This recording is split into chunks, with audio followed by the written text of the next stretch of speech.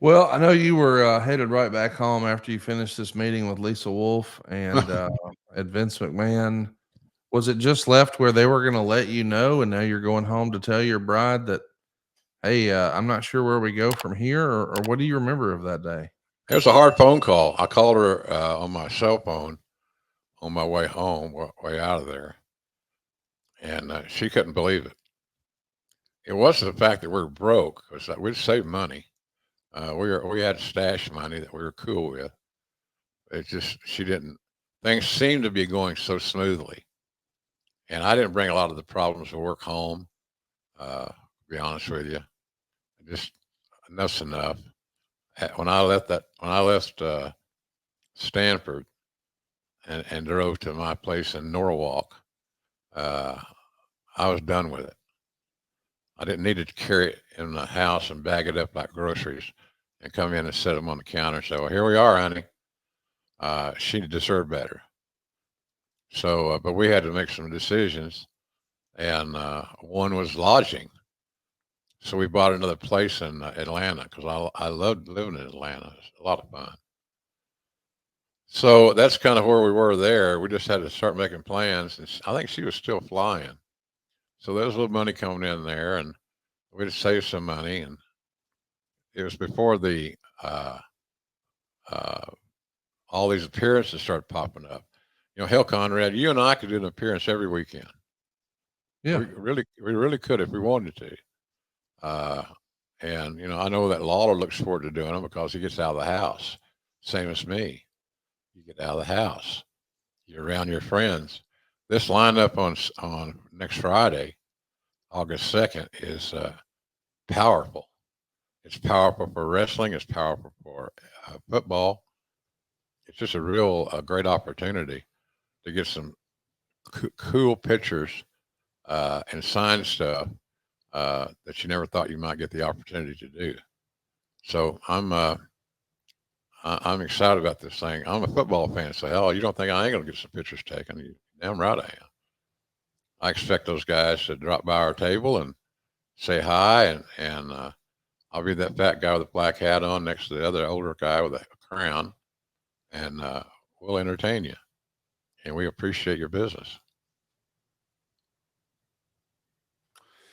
You wrote in your book that when Jan asked you about this circumstance with Vince letting you go, if you thought it had something to do with your Bell's palsy attack, and you said that you felt like it was because you were reluctant to wear the cowboy hat and play the character.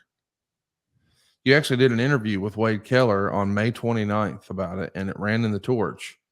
The basic thrust of it was that Vince was interested in me becoming a character, much like many of the wrestlers, and was very unsure if I would don a cowboy hat and a Western jacket and a string tie that I would be more marketable and would be more effective to him and his product being produced by this character.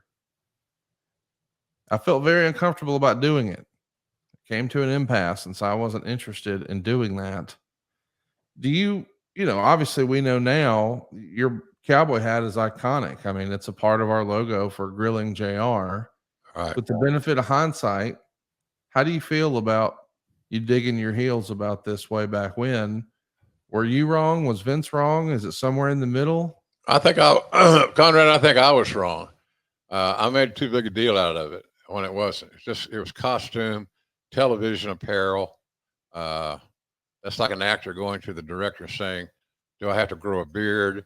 Do I have to wear the hat?" I didn't care. The hat was fine. I wasn't overwhelmed with the oversimplification of the of what my character was supposed to be. String tie out, a Porter Wagner jacket with wagon wheels and horses and cows and stuff out. Because I kept saying, we don't dress like that anymore. Porter Wagner ain't on TV anymore. He got canceled. Well, I said, wearing a black hat, I can handle that, and I look forward to that, and I'm in it. But here's the theory is that I told him no, and most people don't have the experience of telling Vince McMahon no and quote unquote living to tell about it. And I didn't live to tell about it, quite honestly. And after looking back at it, uh, in today's world, especially, I had no issue with it at the end of the day. But I said no, and he doesn't like to be told no. Let's talk a little bit about you talking to the torch. I know that once upon a time, I wish I hadn't done it. yeah, that's what I wanted to ask. I know Yeah, that that has been looked down upon. Did you think you needed to just get your story out there to yeah, eliminate some rumor and innuendo? Is that the thinking? pretty much just tell my side of the story. There was a lot of false accusations and reasonings and things like that that were out there that weren't accurate. So I wanted to at least tell my side of the story. But I probably, at the end of that day, if I had to go back and do it over again, and I got nothing against Wade Keller. He's a good writer. He's been doing it a long time. I wouldn't have done it. Or if I did it, I wouldn't have done it to that degree. But you get these dudes get you on the telephone. They want to talk 2 or 3 hours, and it's hard to guard every word, guard every phrase. And so I messed up there by booking that appearance and doing the interview. And again, nothing against Wade Keller, just in my political state at that time, I should have just tagged out and wandered on away and figured out something else to do because I had plenty of options. I just, but I didn't want to leave where I was leaving. I didn't want to have to move again and pack again and all this stuff. So I made an error. That's my fault. And I don't mind at this stage of my life admitting when I made the mistakes. Right. That's what, that's what it is. I wish I hadn't have done it, but I did. And, but it wasn't like I wrote the law or anything along those lines. But what I did was break Vince's trust, which is more potent and powerful than the law, quite honestly.